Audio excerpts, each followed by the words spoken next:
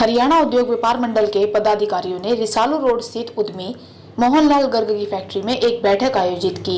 मंडल के चेयरमैन रोशनलाल गुप्ता ने कहा, केंद्र सरकार ने उद्यमियों के लिए 3 लाख करोड़ का पैकेज घोषित कर दिया, लेकिन जमीनी स्तर पर ऋण नहीं मिल पा रहा है। बैंक नोटिफिकेशन नहीं आने की बात कर रहा है। जो बैंक आनाकानी कर रहा है उन पर कार्रवाई की जाए। इसके लिए एक निगरानी कमेटी बनाई जाए। प्रदेश कार्यकारी अध्यक्ष विजय गुप्ता ने कहा, कोरोना संकट में व्यापारी और सामाजिक संगठनों ने राशन भोजन बांटने में सरकार का सहयोग किया है।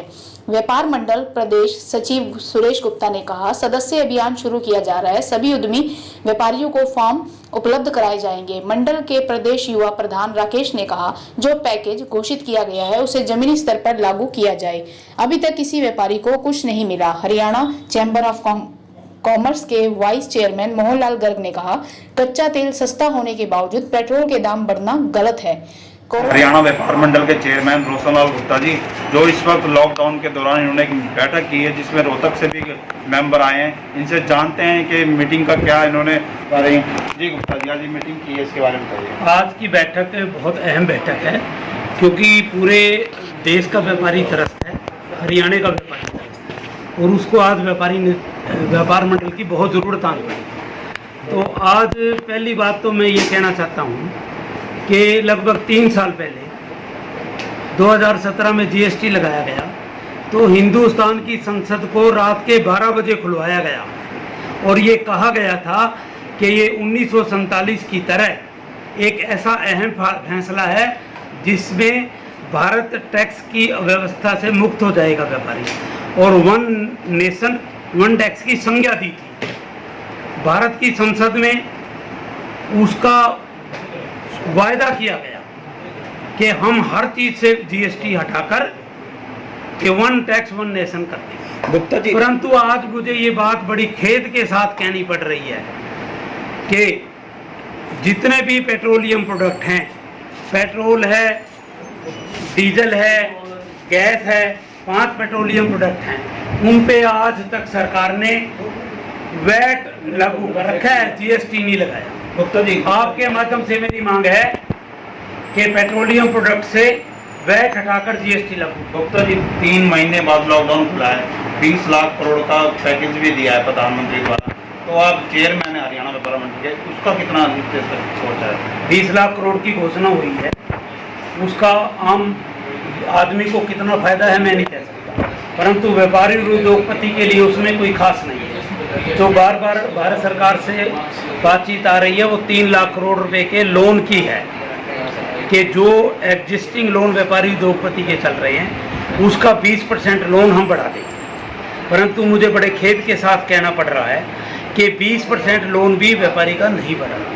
मैं आपके माध्यम से केंद्र सरकार से ये निवेदन करता हूँ कि वो 20% लोन बिना किसी देरी के 30 जून तक इंक्रीज करके व्यापारी के खाते में क्रेडिट दिलवाया जाए। इस तरह के मुद्दे उठाए हैं, कई तरह की मांग की है, तो आप सरकार से मांग कर रहे हैं या सरकार को कोई चेतावनी दे रहे हैं?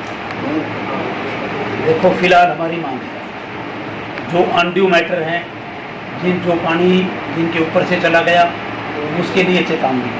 आपने कहा भी धरना देने की बात की गई है। वो धरना देने की इसलिए बात की है कि 16 लाख रुपए अकाउंट पे ही से रिश्वत ले ली और बैंक का एजीएम है पंजाब नेशनल बैंक का मिस्टर पवन भाटिया, एफआईआर दर्ज हो गई, उसके बाद भी वो आदमी उसी पोस्ट पे बैठा है। ये तो मतलब सरकार व्यापारी को गाजर मूड़ी ना समझे। व्यापारी इतना कमजोर नहीं है कि सरकार के अधिकारी उसको गाजर और मूड़ी समझ के सलाद बना के खा देंगे। तो आज आपने मीटिंग में जो अल्टीमेट दिया है, कितना टाइम में अगर आपकी सरकार बात मांगती है तो आप कितना टाइम? देखो, टाइम अभी मीटिंग में फिक्स नहीं है। टाइम हरियाणा स्टेट की कार्यकारिणी की दोबारा मीटिंग होगी, जरूरत पड़ी तो ये किसी समय भी कॉल हो सकती है, उस मीटिंग में हम डिसाइड कर लेंगे। आपका सब परिचय क्या है? मेरा परिचय है स्टेट चेयरमैन हरियाणा उद्योग व्यापार मंडल। आज आप रोहतक से आए हैं, पानीपत में मीटिंग भी हुई है, बैठक कर रहे हैं आप, तो मुद्दा क्या रहा, मेन मुद्दा क्या, किस मुद्दे पर? हरियाणा उद्योग व्यापार मंडल इसके कार्यकारी अध्यक्ष के नाते आज मेरा पानीपत में आगमन हुआ। प्रदेश के पदाधिकारी इस बैठक के अंदर उपस्थित हैं। सर्वप्रथम मुद्दा तो हमारा इस कोरोना आपदा के अंदर जो मेरे मध्यम करण के जो व्यापारी हैं आज वो बिल्कुल एक ऐसे अकालग्रस्त जैसे व्यापारी के घर में आता है, ठीक उस आपदा से गुजर रहा है।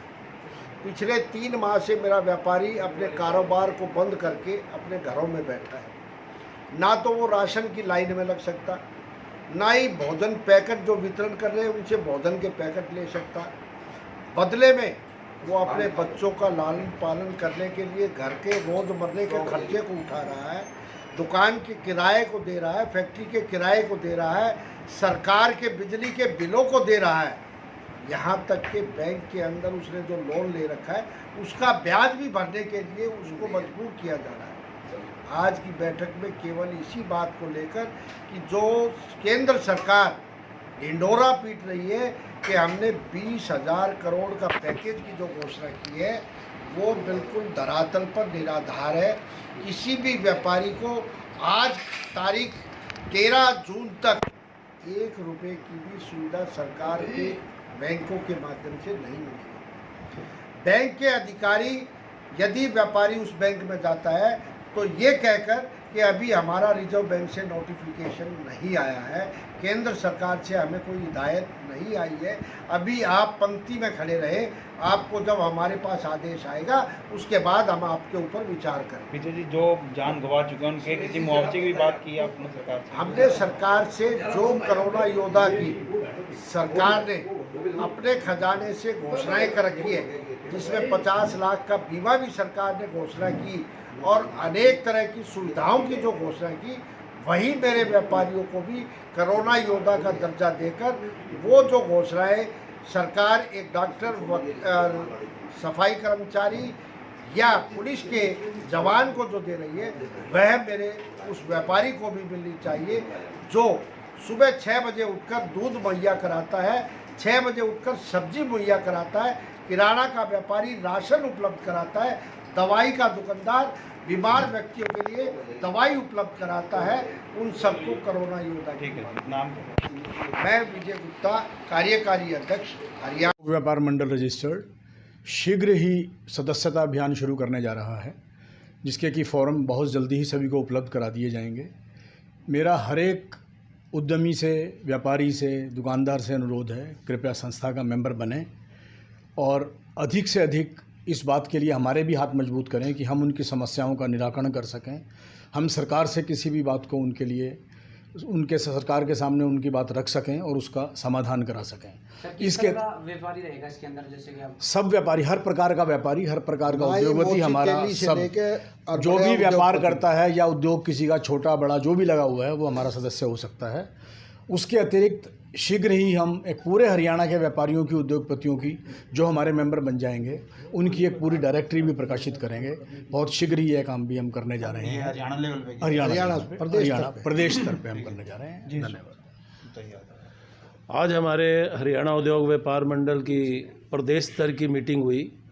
कोरोना संकट के चलते जो व्यापार जगत पर इस समय संकट के बादल हैं उन विषयों पर जो है चर्चा की गई। हमारी सरकार से ये मांग है, जो एक 20 लाख करोड़ रुपए के पैकेज का जो सरकार ने ऐलान किया है उसको ज़मीनी स्तर पर तो देखा जाए कि ज़मीन पर भी वो किसी को उस व्यापारी को ज़मीन स्तर पर भी कोई फ़ायदा मिल रहा है या नहीं मिल रहा है, इसके ऊपर एक निगरानी कमेटी बनाई जाए। और पानीपत शहर जो है एक एक्सपोर्ट का हब है, पूरे वर्ल्ड के अंदर यहाँ से माल जाता है, 10,000 करोड़ रुपए का एक्सपोर्ट होता है। तो आज सरकार इन व्यापारियों की मदद क्यों नहीं कर रही है? हमारा सरकार से निवेदन ये है कि आपने घोषणा लागू कर दी, लेकिन वो खाली हवाई ना रह जाए, उसको ज़मीनी स्तर पर भी देखा जाए। और तीसरा एक अहम मुद्दा, जो हरियाणा सरकार एक ये बिल लाने जा रही है कि आप अपने उद्योगों में 75% जो है हरियाणा के नागरिकों को ही आप रोज़गार दे पाओगे, तो ये एक बहुत आत्महत्या वाला कदम उठा रही है सरकार। हम इसका घोर विरोध करते हैं। सरकार ने हमें मदद कौन सी दी हुई है? हमारे उद्योग में कितना पैसा सरकार ने मदद कर रखी है जो 75% लोगों को वो हमारे ऊपर बाउंडेशन लाने जा रही है? तो हम चेताना चाहते हैं हरियाणा उद्योग व्यापार मंडल की तरफ से कि इसका हमें सड़कों पर उतर के विरोध करना पड़ेगा, तो हम करेंगे। बताना चाहता हूं कि व्यापारी एक कमाऊ पूत है सरकार का, और सरकार ये निश्चित समझे कि व्यापारी के बिना सरकार नहीं। सरकार को व्यापारी ही टैक्स, कोई भी चीज़, आज प्राकृतिक आपदा पड़ी तो जितना व्यापारी और समाज सेवियों ने जो सहयोग किया वो बहुत ही एक हिस्ट्री में लिखा जाने वाली चीज़ हो गई। तो मैं आपके माध्यम से ये बताना चाहता हूँ कि व्यापारियों को जितनी सुविधाएं, जो देश की ग्रोथ करनी है तो व्यापारी को जितनी सुविधाएं सरकार देगी तभी एक उद्योग धंधे चलेंगे, व्यापार चलेंगे। व्यापार चलेंगे तो रेवेन्यू आएगा, और रेवेन्यू आएगा तो निश्चित रूप से देश की GDP बढ़ेगी। तो सरकार इस बात में, हमारी सभी जो पूर्व वक्ताओं ने कहा, इन पे विशेष संज्ञान ले और व्यापारियों को हर तरीके से सुरक्षा की दृष्टि से, चाहे व्यापार करने के लिए उनको लोन की दृष्टि से या श्रम कानून के तहत, और जो भी 75% बोल रहे हैं तो उसमें क्या होगा कि जो हरियाणा के जो अगर कर्मचारियों का है, ये सुझाव अपनी जगह ठीक है, लेकिन आज भी कोई हरियाणा के लोगों के लिए मना ही नहीं है किसी उद्योग या व्यापार में। लेकिन अगर ज़बरदस्ती की जाएगी तो वो अपनी मनमानी करेंगे। अगर जब मनमानी होगा तो निश्चित रूप से हमारी जो उत्पादक कॉस्ट है वो कॉस्ट इतनी ज़्यादा आ जाएगी, हम लोग व्यापार ही नहीं कर पाएंगे। क्योंकि आज कोई बंगाल से आ रहा है, कोई आज बिहार से आ रहा है, यूपी से आ रहा है, वो निश्चित रूप से वहाँ से काम के लिए आता है। अगर हरियाणा का लोकली होगा ना 75% भर्ती, वो अपनी मनमानी बाजी, यूनियन बाजी कर जाएंगे, हमारे उद्योग धंधे कैसे चलेंगे।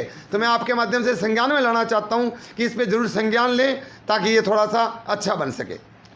में हरियाणा उद्योग व्यापार मंडल की मीटिंग हुई, जिसकी अध्यक्षता माननीय विजय गुप्ता जी ने की। आज की मीटिंग में पूर्ण रूप से विरोध किया गया। जो भारत सरकार ने पेट्रोल और डीजल के रेट बढ़ाए हैं वो पूर्णतः गलत है। व्यापारियों को सहायता देने के बजाय ये डीजल पेट्रोल के जो रेट बढ़ाए गए हैं उससे हर चीज़ में महंगाई बढ़ेगी। एक व्यापारी के पास, एक गरीब आदमी के पास कारोबार नहीं है, काम नहीं है, और ऊपर से पेट्रोल डीजल के रेट बढ़ाना, हाँ, एक पूर्णतः एक उंगली नीचे से लेकर ऊपर तक महंगाई को बढ़ाना है। सरकार ने जो महंगाई बढ़ाई है, इसके चलते हुए मैं पूर्ण सरकार से आग्रह करता हूं कि ये जो डीजल पेट्रोल के रेट बढ़ाए गए हैं इनको दोबारा वापस लिया जाए और व्यापारियों को और ज़्यादा से ज़्यादा सहायता दी।